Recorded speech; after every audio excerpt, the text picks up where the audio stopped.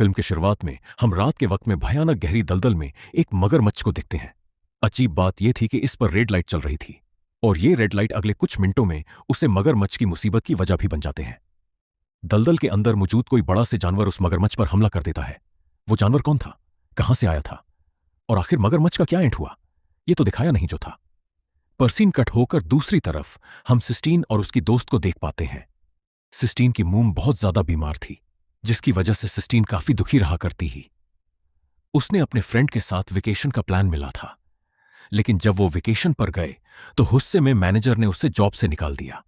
उसका मूड बहुत ज्यादा खराब था। वो यहां पार्टी में है ना, उसे संभालती है और उसे अपने नए एडवेंचर प्लान के बारे में बताते हैं। इससे बार में वो एक रोड्रिगो नाम की आदमी से मिली थी, जिसने उसे ऑफर करवाया कि वो बहुत ही कम पैसों में उन्हें मगरमच्छ दिखाएगा। वो भी ढल ढल के अंदर सिस्टिंग भी सुनकर एक्साइटेड हो जाती है, क्योंकि अब जॉब तो चली ही कही थी, तो क्यों ना लाइफ एंजॉय कर दे जाती। अब ये लोग सुबह रोड्रिगो के दिए हुए एड्रेस पे पहुंच जाते हैं और वहां जाकर देखते हैं कि सिर्फ वही नहीं कि बहुत से और फैमिलीज भी रोड्रिगो के उसी एडवेंचर प्लान के लिए यहां पर आई हुई थी।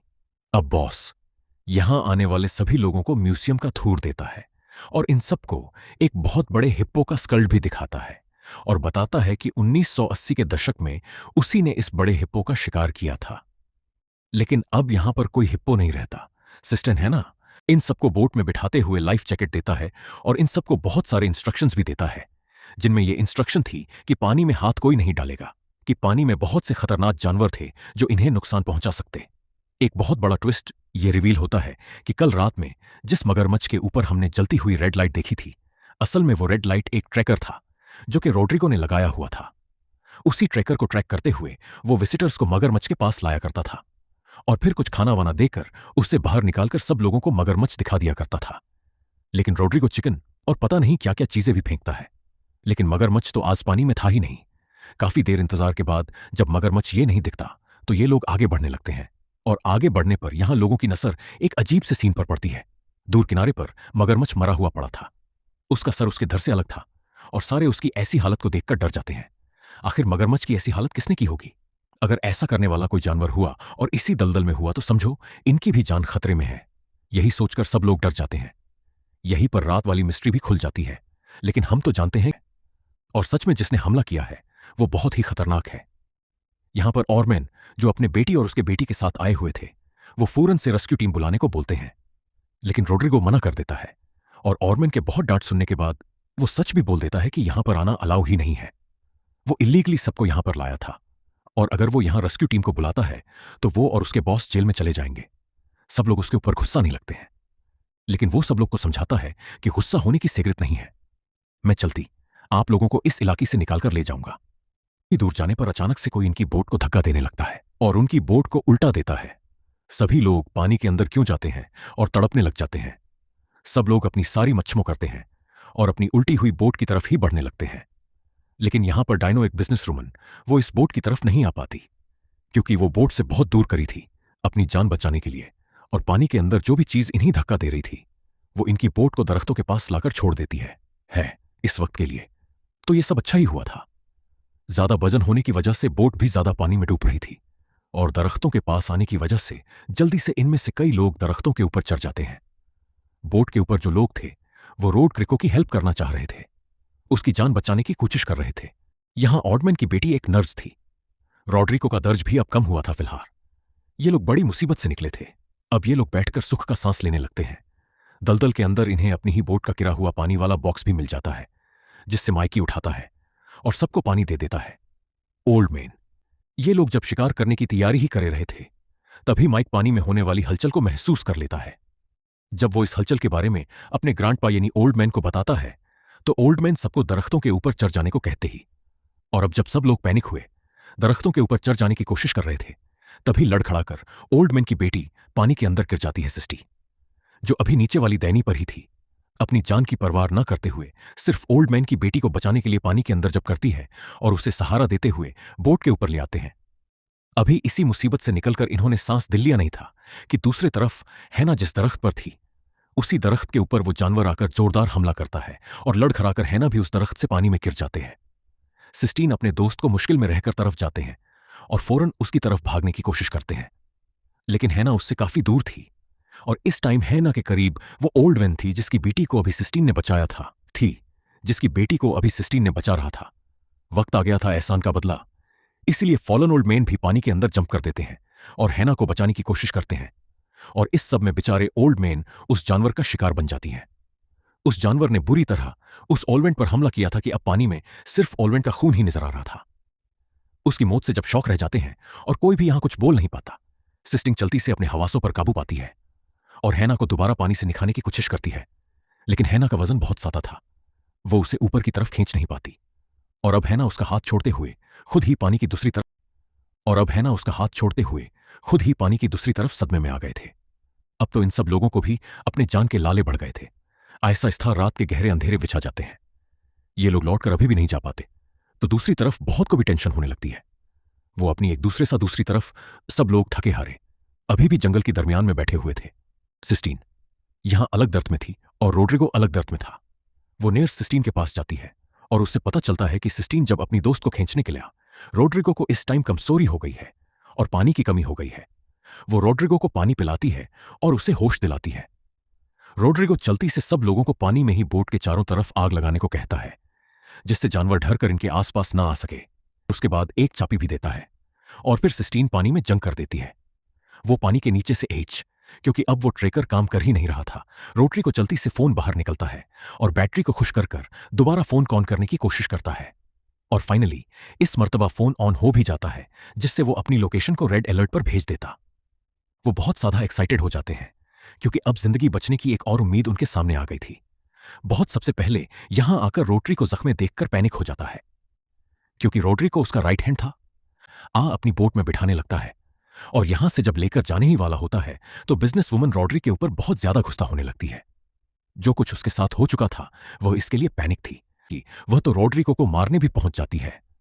माइकी उसे पीछे से कंट्रोल करने की प्रभुशिश करता है तो वह माइक को भी पीछे धक्का देते हैं और माइकी पानी में गिर जाता है और अगले ही लम्हे हिप्पो आकर उसे पानी में ही खा जाता है। और यह देखकर सब लोग शौक रह जाते हैं। अब तो बहुत को भी इन सबकी बातों यकीन आ गया था और नेयर्स, जिसका माइकी बेटा था, वो तो अब अपना कंट्रोल ही खो चुकी थी। पहले उसके डैड मरे थे और अब उसका बेटा, इस दुनिया में उसका कोई भी नहीं रह गया था। बॉस ने भी अपनी जिंदगी में ही इतना बड़ा हिप्पो पहली मर्तबा दे और अपनी गन से लेकर निकल जाता है। हिप्पो के शिकार के लिए उसके पास दो तरह की गन थी। वो पहले हिप्पो को बेहोश करता और दूसरी गन से बाद में उसे मारता। अब यहां जहां रोटरी को और उसका बॉस, दूसरी तरफ हिप्पो खुद ही बॉस के सामने आ जाता है। वो इतना बड़ा था कि उसकी मुंह के सामने बॉस छोटा लग रहा था। वो बॉस के ऊपर हमला करने की कोशिश करता है। अब तो बॉस को अपनी जान बचाने के लाले पड़ गए थे। यहां डोटरी को, जो कि जख्मी हालत में था, अपनी सारी हिम्मत जमा करता है और एक ट्रैंकुलाइजर उठाने में कामयाब हो जाता है। पूरा जोर लगाते हुए वह एक ट्रैंकुलाइजर हिप्पो के ऊपर चला ही देता है। जस्टाइन हिप्पो बॉस के साथ लड़ने में बिजी था।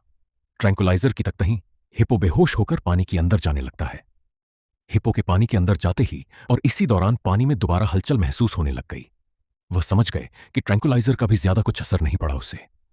वह सभी लड़कियों से कहता है कि पानी के अंदर मूवमेंट करके हिप्पो का ध्यान भटकाऊं। मैं यहां पर बोट लेने की कोशिश करता हूं। लेकिन हिप्पो इनकी सोच से ज्यादा होशियार था। वह पानी से निकलते ही बॉस के ऊपर हमला करने के लिए लगे पड़ता है। बहुत अपनी जान में जाने के लिए दरख्ती ऊपर चलता है और पीछे की तरफ जाता है। लेकिन हिप्पो इस टाइम उसे देख चुका था और वह यहां प्री पॉकेट से एक बड़ा सा फायर ट्रैकर निकालकर जलाकर उसके मुंह पहन देता है। फाइनली हिप्पो यहां उनकी जान छोड़कर दलदल से टूर चला जाता है और इन लोगों की सांस में सांस आती है।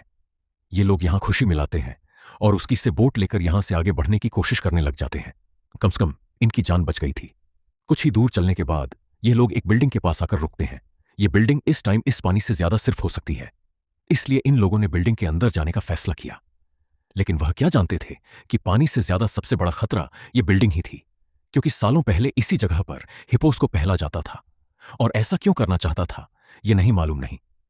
क्या मालूम साइंस एक्सपेरिमेंट के लिए सब होता हो, क्योंकि यहां पर बहुत से ऐसी चीज थी जिससे इनको लग रहा था कि यह बिल्डिंग एक गवर्नमेंट की फैसिलिटी है।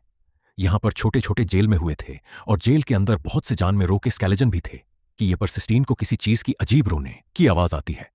और जब वह आगे जाकर चेक करते हैं तो देखते हैं कि यहां पर उसे हिप्पो का बच्चा था जिसके ऊपर एक खारी फेंस गिरी हुई थी। इससे पहले कि सिस्टीन कुछ कर पाती, इस बच्चे की मां, यही वह हिप्पो जो पानी के अंदर भी था, वह यहां आ जाता है और सिस्टीन को मारने के लिए उसके पीछे बढ़ने लगता है, सिस्टीन पर यहां से भागते हैं और बॉस भी उसकी यहां से निकलने में मुद्दित करता है। ये लोग बिल्डिंग के अंदर की तरफ आते हैं और यहां जाकर जल्दी से ये लोग दरवाजा बंद कर देते हैं। बॉस इन्हें कहता है कि हम जल्दी से आग चलाकर रेस्क्यू टीम बुलानी होगी। ये सब लोग यहां मौजूद सारा लकड़ी का सामान इकट्ठा करने लगते हैं और इसी दौरान सिस्टन की नजर एक गैसोलीन ड्रम पर पड़ जाती है। वह भी घसीटकर इस गैसोलीन ड्रम को यहां ले आती है ताकि ये लोग आग चला सकी हैं। लेकिन ठीक इसी वक्त वह हिप्पो दरवाजा तोड़ते हुए आ जाता है। ये सब लोग अपनी जान बचाने के लिए एक दूसरे रूम की तरफ भागते हैं।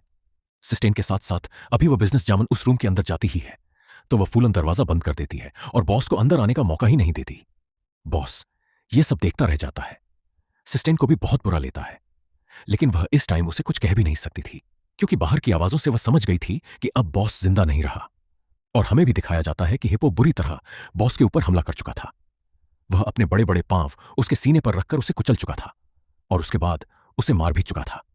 सिस्टीन को बहुत बुरा लग रहा था, लेकिन अब ग्लैम गेम करने का वक्त नहीं था। वह दरवाजा तोड़कर इनकी तरफ आने की कोशिश कर रहा था। कुछ सेकंड में दरवाजा टूट पड़ जाता है। भागते भागते सिस्टीन ऐसी जगह पर पहुंचाते हैं जहां पर उसने गैसोलीन गिराया था। अपने आप को बचाने के लिए वह अपनी पॉकेट से माचिस निकालते हुए यहां पर आग लगा देती है। इस आग में हिप्पो थोड़ा थोड़ा जलने लगता है और सिस्टीन दोबारा मौका मिल जाता है यहां से भागने का। इस टाइम उसके पाउंड पर काफी चोट लगी हुई थी।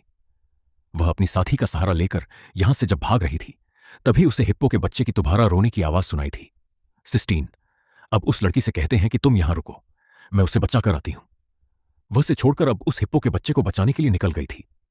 वह भारी फैंस उस हिप्पो के बच्चे के ऊपर से उठा ही रही थी, तभी हिप्पो यहां गया। हिप्पो ने सिस्टीन को भी देखा और दूसरी औरत को भी गुस्से में जाकर उसने उस बिजनेस वुमन के पेट में इतनी जोर से टक्कर मारी कि वो मौके पर ही मर गई। और इसके बाद अब वो हिप्पो सिस्टीन की तरफ बढ़ने लगी। सिस्टीन काफी डेरी हुई थी। वो जानती थी कि हिप्पो अब उसे भी मार देगा, लेकिन हिप्पो ऐसा नहीं करता क्योंकि हिप्पो तो अब खुश हो गया था। उसने देखा था कि किस तरह सिस्टीन ने उसके बच्चे को बचाया था और किस तरह उसका बच्चा खुश होते हुए उस जहां रेस्क्यू हेलीकॉप्टर की भी आवाज आ रही थी। इन लोगों ने जो मिलकर आग चलाई थी उसी के सिग्नल के सर्वे ये मदद यहां आ रही थी। सिस्टीन की किस्मत अच्छी थी। एक तो हिप्पो ने उसको जिंदा छोड़ दिया था और दूसरा जंगल के इसको जिंदा छोड़ दिया था और दूसरा जंगल के खतरों से भी वह जल्द ही आजाद हो गई थी। इस सिर्फ रेस्क्यू टीम के जरके, हालांकि उसके सारे साथी मारे जा चुके थे, इस सब का उसे दुख भी था। प्लेन के ऊपर उड़ते हुए मुनीचे दलदल की तरफ देखते हैं जहां वह अपने बच्चे को लेकर दलदल में जा रहा था। यह देखकर उसे और दुख होता है क्योंकि वह चाहती थी कि जैसा उसके साथियों के साथ हुआ यह भी अब और लोगों के साथ भी कर सकते थे और वह किसी की किस्मत को बदल नहीं सकते थे। सिस्टम की इन्हीं भयानक सोचों के साथ उसे जिंदा दिखाते हुए यह मूवी यहां खत्म हो जाती है।